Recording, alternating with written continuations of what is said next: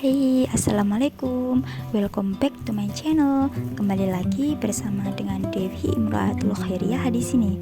Di video kali ini aku akan membahas tentang salah satu objek kajian ilmu falak, yaitu penentuan arah kiblat. So, buat kalian yang penasaran, stay terus ya. Don't forget to like, comment, and subscribe. Jeng jeng jeng. Penentuan arah kiblat. Penentuan arah kiblat itu penting loh untuk menghindari adanya kesalahan dalam menentukan arah kiblat saat sedang melaksanakan sholat, karena menghadap kiblat dalam sholat merupakan syarat sahnya sholat. Pertama kali yang akan aku bahas yaitu sejarah arah kiblat. Pada awal Islam, sejak zaman Rasulullah dan para sahabat, dikembangkan teori penentuan arah kiblat menggunakan benda langit sebagai pedoman. Ketika Rasulullah berada di Madinah, beliau beristihad sholat menghadap ke selatan karena posisi Madinah berada di utara Mekah. Maka dari itu, Rasulullah menyatakan bahwa kiblat berada di antara timur dan barat.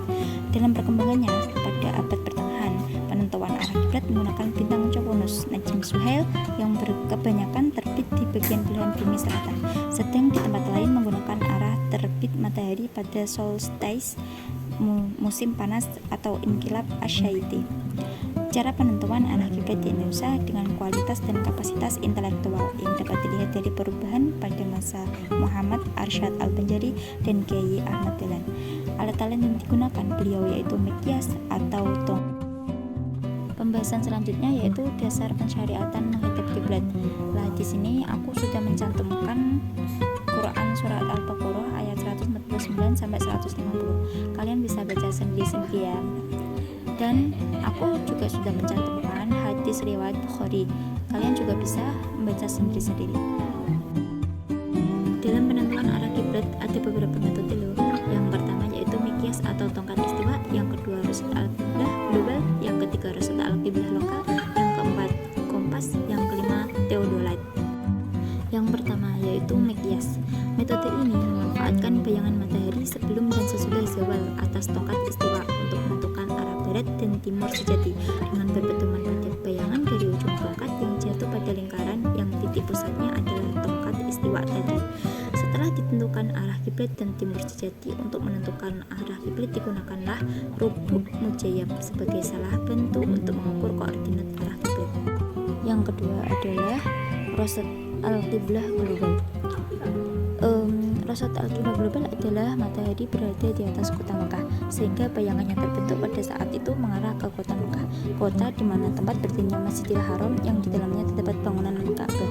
Kondisi ini dimanfaatkan untuk mengukur atau mengecek arah kiblat masjid bagi daerah-daerah yang sama-sama mengalami siang hari bersamaan dengan kota Mekah, dengan menyesuaikan waktu Mekah dengan waktu daerah atau kota tersebut.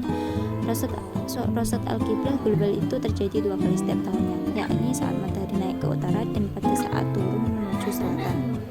Di sini saya sudah memberikan contohnya, kalian bisa melihat gambarnya.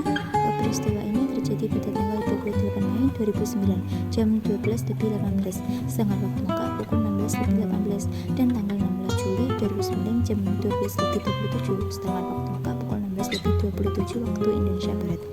Pelaksanaan rusad al-qiblah global pada tahun-tahun Kabisat 172 ditambahkan 1 hari, sehingga dapat dinyatakan bahwa rusad al-qiblah global itu menjadi tanggal 29 Mei dan 17 Juli. Selanjutnya yang nomor 3 yaitu rusad al-qiblah lokal. Metode penentuan ini memanfaatkan posisi matahari ketika melintas atau melewati kota Mekah yang dapat dilakukan dengan perhitungan tertentu.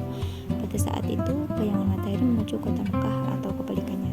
Kondisi ini dapat dijadikan pedoman dalam penentuan arah kiblat masjid, karena rusad al-qiblah lokal memanfaatkan posisi matahari yang dapat dimanfaatkan. Selanjutnya yang keempat yaitu kompas. Berkembangnya ilmu pengetahuan, teknologi metode penentuan arah kiblat pun ikut semakin berkembang.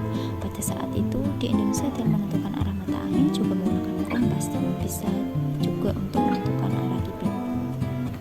Nah, yang terakhir yaitu theodolite. Theodolite biasanya digunakan sebagai alat untuk pemetaan, namun juga dapat dimanfaatkan untuk penentuan arah kiblat. Selanjutnya yaitu baraksi saf. Kalian bisa melihat gambar di sini. Kalian bisa memahami ya, arah kiblat yang melenceng perlu pembetulan yang tidak menimbulkan permasalahan baru, yaitu itu bukan berarti merombak masjid atau musola, bahkan menghancurkan mihrabnya. Namun yang dimaksud di sini adalah membuat garis saf yang baru sesuai perhitungan arah kiblat yang benar. Konsekuensi saf baru ini, mihrabnya tidak simetris lagi atau tidak sejajar lagi dalam dindingnya. Selanjutnya yang terakhir adalah tabel akurasi metode penentuan arah kiblat. Tabel-tabel ini itu akurat.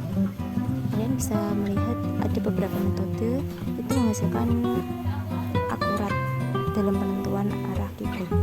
Yang terakhir adalah kesimpulan.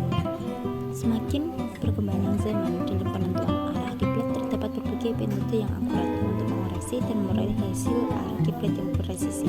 Namun, dalam penentuan arah kiblat sering terjadi kesalahan dengan kemancangan yang cukup besar dan perlu dikoreksi atau pembetulan. Pembetulan arah kiblat ini jangan sampai menimbulkan permasalahan baru, yaitu merombak masjid atau musola, bahkan menghancurkan mihrabnya. Tetapi dengan cara membuat garis saf yang baru dengan konsekuensi mihrabnya tidak simetris lagi dan tidak sejajar lagi dalam dindingnya.